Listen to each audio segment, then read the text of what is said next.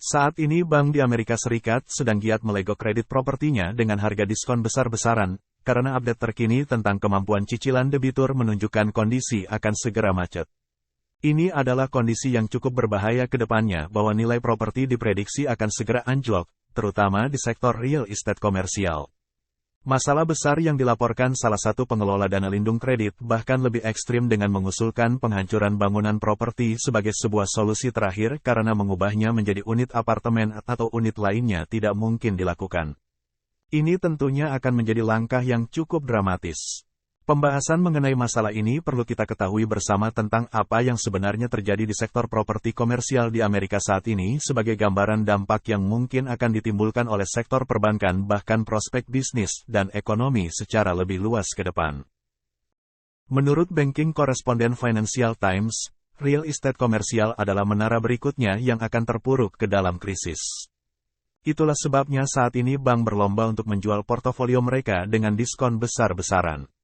Bank tidak mau lagi memberikan pinjaman ke developer properti. Misalnya Bank HSBC saat ini dalam proses menjual ratusan juta dolar portfolio kredit properti komersialnya. Kemudian Westpac Bank bulan lalu juga telah menjual sekitar 3 miliar dolar dari portfolio kredit konstruksi dengan membukukan kerugian besar. Mereka memutuskan untuk mengambil resiko rugi atau cut loss, daripada terus mencatatkan kerugian dalam buku bank. Debitur retail juga telah mengurangi jumlah hutang mereka secara drastis untuk kredit properti komersial.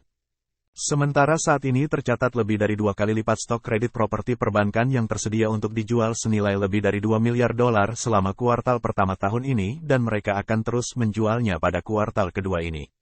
Ini tentunya akan membawa masalah besar dalam waktu dekat. Nasabah kredit properti Bancorp yang berbasis di Philadelphia memangkas pinjaman real estate komersialnya hampir 25 juta dolar pada kuartal pertama. Jadi kita akan melihat ini secara akumulasi keseluruhan nantinya. Bank-bank tidak ingin mengambil resiko kerugian terutama dengan skala besar ini. Ini tentunya akan sangat memprihatinkan dan merupakan hal yang tidak biasa. Ini menunjukkan level ketidakpercayaan mereka bila tidak menghapus buku hutang properti komersial itu sekarang kerugiannya malah akan jauh lebih besar. Fakta yang memprihatinkan dan yang lebih penting barangkali eksposur perbankan skala kecil atau bank regional yang merupakan sumber kredit terbesar bagi pemegang pasar real estate komersial senilai lebih dari 20 triliun dolar atau sekitar 80%. Jadi dengan jumlah sebesar ini sudah terlihat jelas bahwa krisis perbankan masih akan berlanjut dan dapat dipastikan kita akan melihat lebih banyak konsolidasi dan merger bank kecil dan bank regional yang tengah berjibaku dengan portofolio properti komersial mereka ke depannya.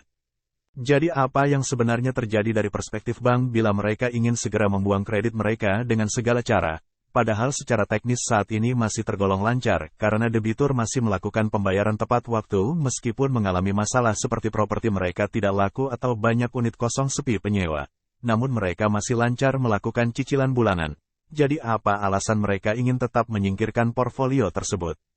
Jadi masalahnya di sini adalah bahwa pemberi pinjaman, yaitu bank tidak melihat prospek yang bagus ke depan dan percaya bahwa para debitur tidak akan sanggup lagi mencicil beberapa waktu ke depan.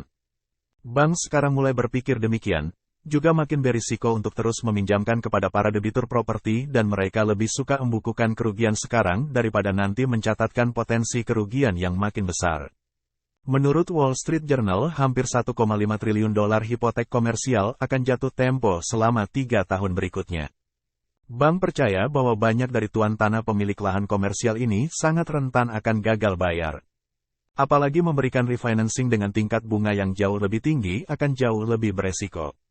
Meskipun sebenarnya bank telah meningkatkan cadangan NPL untuk sektor rumah tangga yang melonjak, karena semakin banyaknya konsumen yang menunggak cicilan kendaraan baru. Suku bunga kartu kredit sekarang sekitar 20%. Jadi apa yang diharapkan dari kondisi ini? Tentunya hanya masalah waktu sampai kita melihat tunggakan konsumen akan meledak. Dari sudut pandang bank mereka tentunya akan membuat pihak regulator tidak khawatir dengan kinerja keuangan mereka. Bank tidak ingin menimbulkan kekhawatiran regulator atau investor. Regulator ingin melihat eksposur resiko properti komersial yang rendah. Namun apa yang disampaikan oleh National Association of Realtors bahwa kekosongan properti komersial mencapai rekor tertinggi sepanjang masa, rekor tertinggi 12,9% terutama pada kuartal pertama karena tren work from home yang tidak kunjung hilang malah menambah kekhawatiran itu. Umumnya laporan kekosongan properti itu seringkali memiliki tingkat kekosongan sebesar 17,9% seperti di Houston, Dallas, Fort Worth, dan San Francisco. Memimpin tingginya kekosongan pasar properti komersial, khususnya sektor perkantoran, telah menjadi masalah. Tingkat kekosongan yang tinggi tentu saja menurunkan nilai pasar properti. Beberapa ramalan bahkan pernah memprediksi bahwa kehancuran sektor properti mungkin lebih buruk daripada kehancuran pasar tahun 2008 dengan anjloknya valuasi properti retail yang terburuk dalam 40 tahun ini. Penurunan yang sangat dramatis dan mungkin benar-benar skenario terburuk, dan itu adalah sesuatu yang harus segera diantisipasi oleh Morgan Stanley, dan inilah kenapa lebih dari 50% dari $2,9 triliun dalam hipotek komersial perlu dinegosiasikan ulang dalam 24 bulan ke depan ketika suku bunga pinjaman cenderung naik sebesar 350 hingga 450 basis poin, yang lebih dari setengahnya adalah kredit komersial. Utang hipotek properti di Amerika Serikat membutuhkan refinancing dalam 2 tahun ke depan selain suku bunga yang tinggi, yang tentu saja menjadi tantangan berat buat kredit refinancing. Aturan pinjaman baru yang lebih ketat dengan standar pendataan yang lebih rumit, sehingga tidak banyak hutang jangka pendek yang segera akan jatuh tempo. Tentu saja tidak semuanya akan dapat menangani kondisi ini. Seperti perusahaan yang memiliki kebijakan WFH dan benar-benar tidak membutuhkan ruang kantor lagi, sehingga mereka memilih untuk tidak refinancing atau berhemat.